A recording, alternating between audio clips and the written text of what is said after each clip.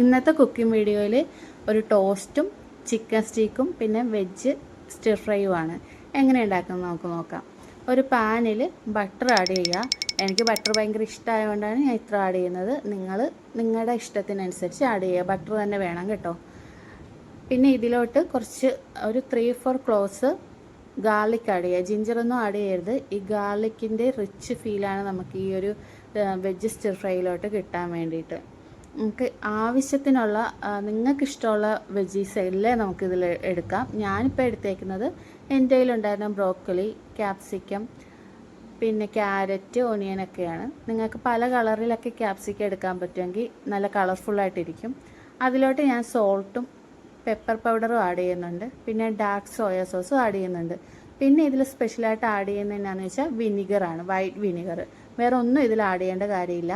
ഇതെല്ലാം കൂടി ഇട്ടിട്ട് ഒരു ഹാഫ് ബോയിൽഡ് ആയിട്ടാണ് നമ്മൾ എടുക്കുന്നത് കേട്ടോ.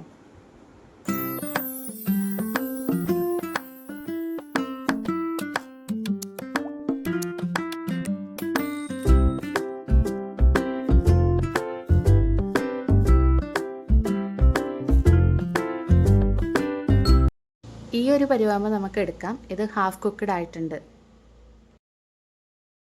ചിക്കനിൽ പെപ്പർ പൗഡറും സോൾട്ടും വൈറ്റ് വിനിഗറും ഡാർക്ക് സോയ സോസും ഉപയോഗിച്ചിട്ട് മാരിനേറ്റ് ചെയ്ത് വെച്ച് പിന്നെ അത് ഫ്രൈ ചെയ്യുകയാണ്.